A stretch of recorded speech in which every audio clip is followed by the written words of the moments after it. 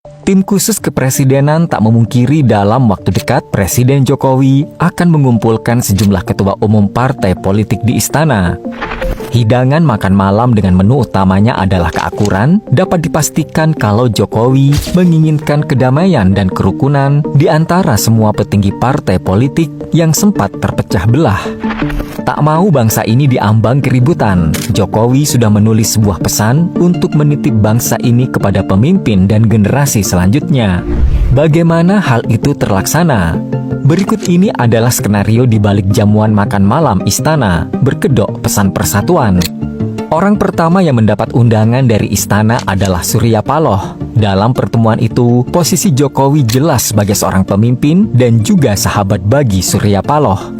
Diundangnya Paloh sebagai tokoh pertama, bukan tanpa sebab.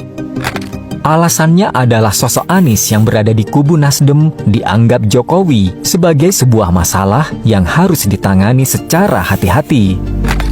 Anies bisa mendoktrin dan menggiring opini radikal untuk membuat suatu perpecahan. Kabarnya saat ini, Paloh telah disandra dan diultimatum oleh tim Anies Baswedan, di mana Paloh dilarang untuk sowan kepada Presiden Jokowi setidaknya hingga Oktober 2024 ini. Anies yang dinilai punya pengaruh besar meminta semua kubunya untuk bertahan dalam kelompok perubahan.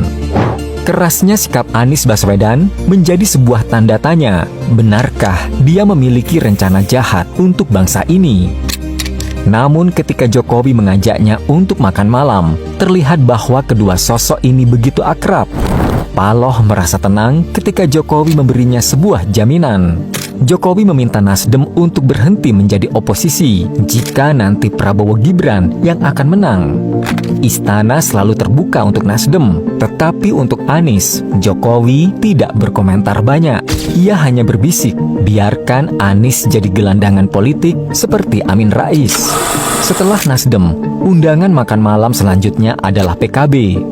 Jokowi sudah sejak lama ingin bertemu dengan Ketua Umum PKB, Caimin. Dalam pertemuan itu nantinya, Jokowi akan mempertanyakan sikap PKB terkait isu hak angket, termasuk obrolan-obrolan sensitif lainnya. Jokowi tidak akan menjaga jarak dengan PKB. Pasalnya, Partai Kebangkitan Bangsa itu masih merupakan bagian dari koalisi kabinet Jokowi Ma'ruf Amin.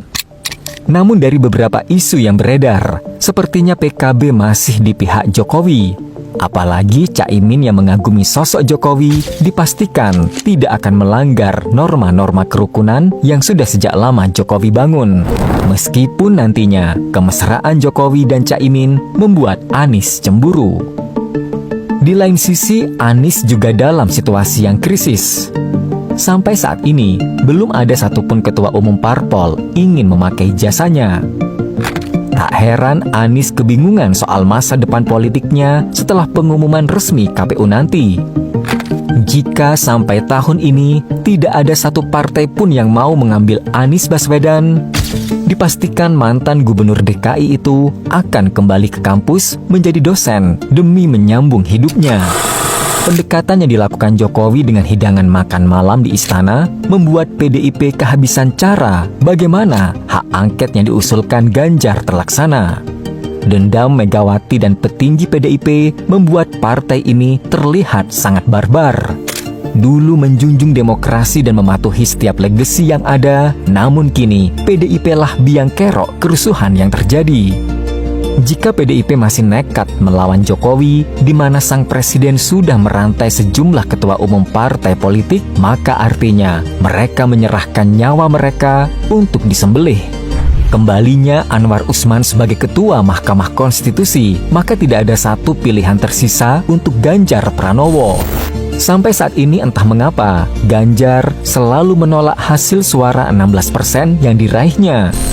Jika sikap PDIP masih terus seperti ini, tampaknya sudah bisa dipastikan PDIP akan jadi partai oposisi.